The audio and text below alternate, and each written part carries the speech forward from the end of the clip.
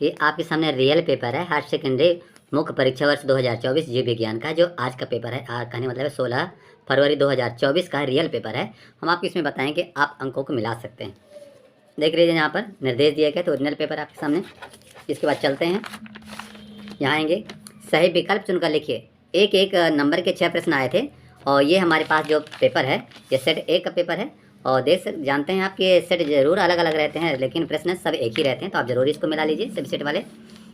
तो देखिए, सही विकल्प चुनकर लिखना है। 1 नंबर, भ्रूण पोष यानी आवृत्ति बीजी में किसके क्रोमोसोम होते हैं, कितने क्रोमोसोम होते हैं, इन्हें कितने आपको बताना है। तो इसका उत्तर है सी नंबर, त्रियन यानी त्रिगुणित होते हैं, त्रिगुणित होते हैं। इसका ये उत्तर सही, यदि आपने इसको लगाया तो 1 नंबर आपको इस तरह मिल जाएगा। दूसरा है, बीज में अवशिष्ट बीजांडकाय को क्या कहा जाता है।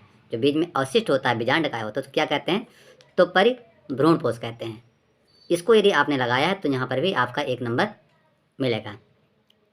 इसके बाद प्रश्न क्रमांक 3 है, सिकल सेल एनीमिया यानी दात्र कोशिका रक्तता में ग्लूटामिल अम्ल वैलिन द्वारा प्रतिस्थापित हो जाता है। निम्नलिखित में से कौन सा एक त्रिकूट वैलिन के लिए है। अब देखिए, 4 विकल्प दिए गए हैं। GGA है, AAG है, GAA है और GUG है। तो आपके डी नंबर विकल्प सही है।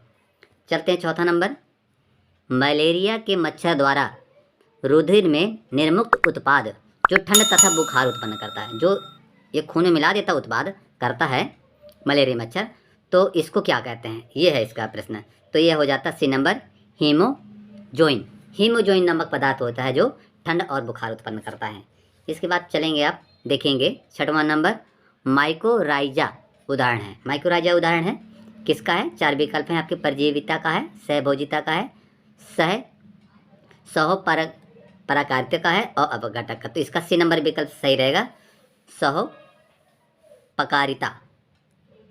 इसके बाद देखिए, choose the and write the correct option है। इंग्लिश मीडियम वाले बच्चे भी दे सकते हैं। How many chromosome are present in endosperm है, तो ये हो जाएगा 3n हो जाएगा। ट्राइप्लॉइड, फिर persistence nucellus in the seed in unknown, तो इसका जो आपका उत्तर हो जाएगा, तो यह हो जाएगा डी नंबर हो जाएगा। सी नंबर में, तीसरे नंबर में है इन स्किल्स में, तो आपका ये आ जाएगा 4था डी नंबर, GG वाला। इसके बाद चलते हैं, प्रश्न क्रमांक यहाँ पर दिया 4था number, in malaria the product release by mosquito into blood the cases chill and fever में होता है, जो फीवर में होता है। तो इसका जो आपका हो जाएगा हीमोजाइन होता है, हीमोजाइन। 5वां है इन इनारगोर जेल, तो इसका जो आपका हो जाएगा, इसमें हो जाएगा साइज ओनली। देखिए, हमने थोड़ा यहाँ पर बताना भूल गए थे, ये आपका जो ये विकल्प था 5वां नंबर आएगा, रोज जेल इलेक्ट्रोफोरेसिस में DNA अणुओं का विलगन किस आधार पर होता है, तो केवल माप यानी आकार के द्वारा होता है। इसके बाद देखेंगे अगला प्रश्न, mycorrhiza is an example for, किसका उदाहरण है, तो ये हो जाता है मुटुलेजिम, ये वाला। इसके बाद प्रश्न क्रमांक 2 आता है दोस्तों। नमस्कार दोस्तों, वीडियो को लाइक शेयर कमेंट और चैनल को जरूर सब्सक्राइब कीजिएगा। अब खाली स्थान देखिए, देख सकते हैं आप, रिक्त स्थानों को पूर्ण कीजिए, सही उत्तर के द्वारा करना। एक परिपक्व पुटक यानी फोलिकल से अंडाणु ओवम में मोचित होने की प्रक्रिया को कहते हैं, तो क्या कहते हैं इसको, अंडोत्सर्ग कहते हैं, अंडोत्सर्ग कहेंगे। इसके बाद दूसरा प्रश्न है, DNA अंगुली छापी यानी फिंगरप्रिंटिंग में DNA अनुक्रम में स्थित कुछ विशिष्ट जगहों के बीच विभिन्नता का पता लगाते हैं, इसको कहते हैं, तो क्या कहते हैं, दोहरावदार DNA होता है। इसका यह विकल्प हो जाएगा। तीसरा है, खाली स्थान है, लैक्टिक एसिड बैक्टीरिया LAB दूध को में परिवर्तित कर देता, काहे में, दही में कर देंगे। आप यदि दही किए हैं तो आपका पूरा सही है, ये 1 नंबर मिलेगा। 4था नंबर है, प्राक इंसुलिन में होता है जो परिपक्व इंसुलिन में नहीं पाया जाता, तो सी होता है। इसका जो आंसर रहेगा सी, ट्रिप्टाटाइड है। 5वां है, एडिनोसिन डीएमिनेज एंजाइम से संबंधित जीन में उत्परिवर्तन होने के कारण रोग उत्पन्न होता है। तो कौन सा होता है? ये तो सिड कहते हैं, SCID, सिड रोग होता है।